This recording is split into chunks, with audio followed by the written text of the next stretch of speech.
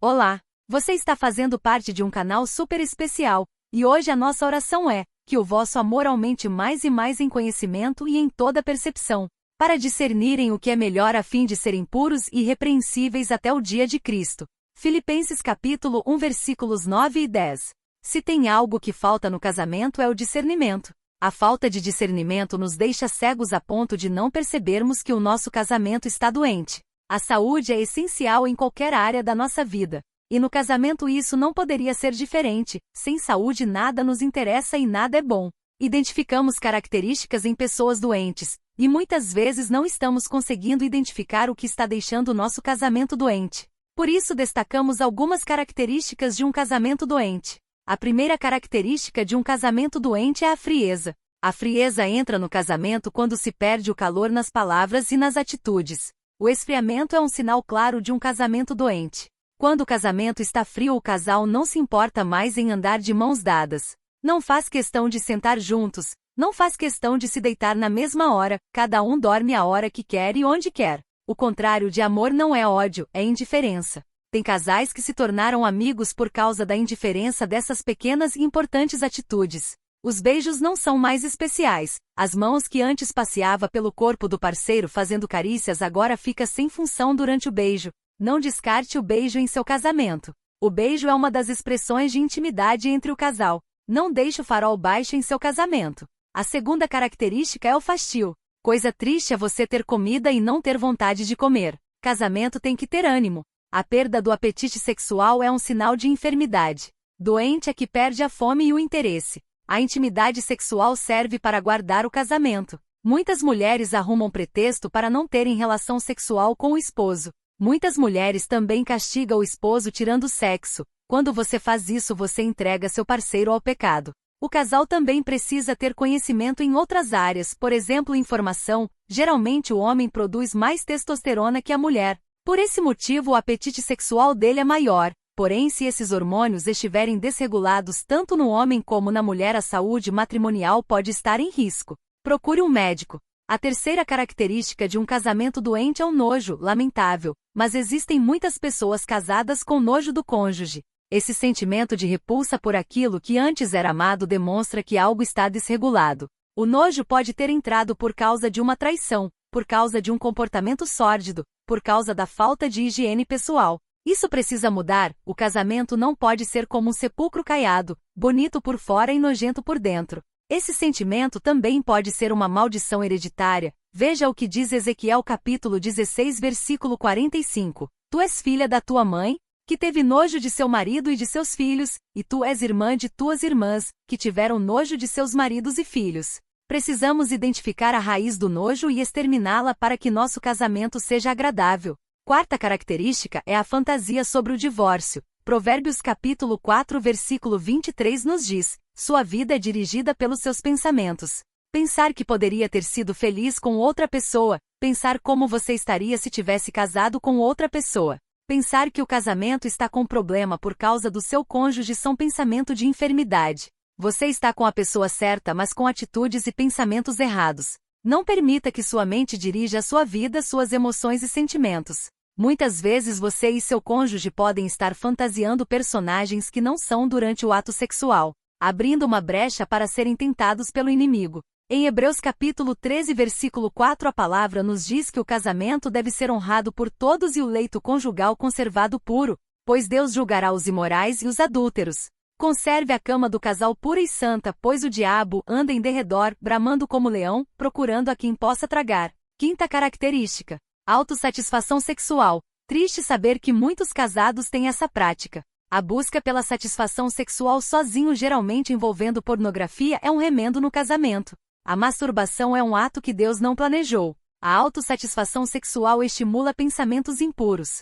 Geralmente a pessoa se imagina fazendo sexo com outra pessoa que não é o seu cônjuge. Não é um desejo genuíno e sim fantasioso. Esse ato desvia a mente da pessoa que você está casada. Desvia a pessoa do mundo real e do real sentimento. Esse ato gera escravidão e morte do casamento. Em Gênesis capítulo 2 versículo 25 nos diz a Bíblia que o homem e a mulher estavam nus e não se envergonhavam. Adão e Eva se curtiam em plena aceitação porque não tinha pecado. Vocês sentirão vergonha um do outro se estiverem com tal atitude. Você deve honrar o seu casamento em ações e palavras. Sexta e última característica de um casamento doente é o flerte. Você não pode permitir que seus olhos destruam a sua vida e o seu casamento. Tem pessoas casadas olhando para outras pessoas. Qualquer pessoa com o casamento doente vai olhar diferente. Os olhos são a janela da alma. Em Jó capítulo 31 versículo 1 a Bíblia nos diz que Jó fez uma aliança com teus olhos para não cobiçar nenhuma mulher que não fosse a dele. Uma pequena parte do seu corpo pode te jogar por inteiro para o inferno. O casamento doente caminha para o divórcio e isso é uma coisa que Deus não deseja. Isso é uma coisa que a nossa rede de casais mais e mais não deseja. Por isso vamos entregar para vocês uma receita poderosa de como ter um casamento saudável. Mateus capítulo 5 versículo 13. Vocês são o sal da terra, mas se o sal perder o sabor, como restaurá-lo? Não servirá para nada a não ser para ser jogado fora e pisado pelos homens. O sal tem algumas características que o seu casamento precisa ter. Uma das características do sal é dar sabor a uma comida. O casamento precisa ter sabor. Se você pudesse ir em uma loja e escolher sabor para o seu casamento, quais seriam esses sabores? Casamento precisa ter sabor de romance. Casal romântico prospera. Casal sem romance desperdiça recursos financeiros. Seu casamento precisa ter sabor de carinho, intimidade, felicidade, sexo e muitos outros sabores. Todos os dias você precisa garantir o sabor do seu casamento. A conquista é diária. Se você não conquista, tem alguém no trabalho querendo conquistar o que você despreza. Vai ter alguém na faculdade, no ônibus, vai ter alguém olhando e desejando o que você despreza. Mas você pode estar pensando, meu casamento já perdeu o sabor. Então agora continue ouvindo este áudio para aprender a restaurar o sabor. A resposta de como restaurar o sabor está em Apocalipse capítulo 2 versículos 4 e 5 que diz: Porém tenho uma coisa contra vocês, é que agora vocês não me amam como me amavam no princípio. Lembrem do quanto vocês caíram. Arrependam-se dos seus pecados e façam o que faziam no princípio. Se não se arrependerem, eu virei e tirarei o candelabro de vocês do seu lugar. Primeiro conselho para restaurar o sabor é: lembre-se. Deus quer que a gente use a memória. A memória é um tesouro. A memória é um baú. Lucas capítulo 6 versículo 45 diz que o homem bom tira do bom tesouro o bem. O homem mau tira do mau tesouro o mal.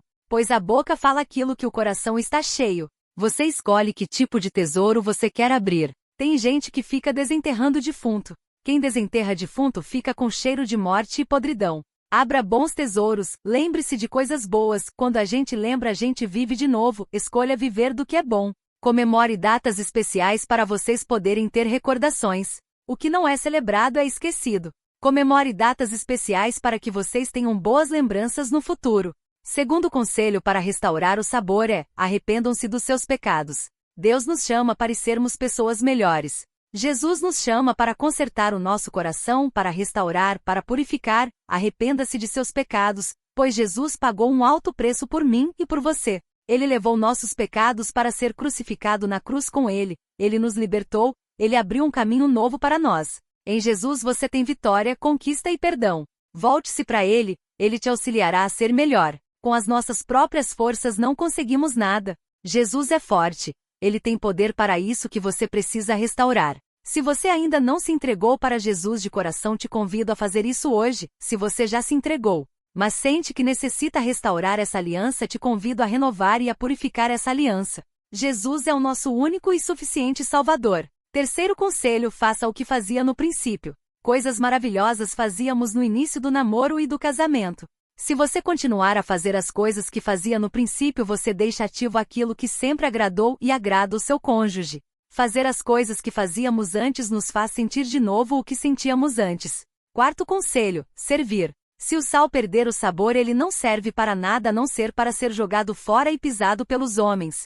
Mateus capítulo 4 versículo 13 nos lembra que pessoas casadas servem. Quem é casado serve o outro. Decida servir seu cônjuge com amor. Tenham cuidado para não se destruírem mutualmente. Aquele casamento que é tocado pelo sal dura por muito tempo e nós precisamos ter essa atitude de conservar o nosso casamento servindo com amor o nosso cônjuge. Quinto e último conselho é saudar. Casamento saudável tem que ter saldo positivo no banco do amor. Nossas ações fazem débito ou crédito no banco do amor. Você deve se perguntar: essa minha atitude vai creditar ou debitar da minha conta do amor? Decida ser um milionário no banco do amor para quando você fizer alguma coisa errada você ter crédito para pagar. Existem 5 moedas certas para se depositar no banco do amor. As 5 moedas aceitas no banco do amor são: tempo de qualidade, atos de serviço, presentes, toque físico e palavras de afirmação.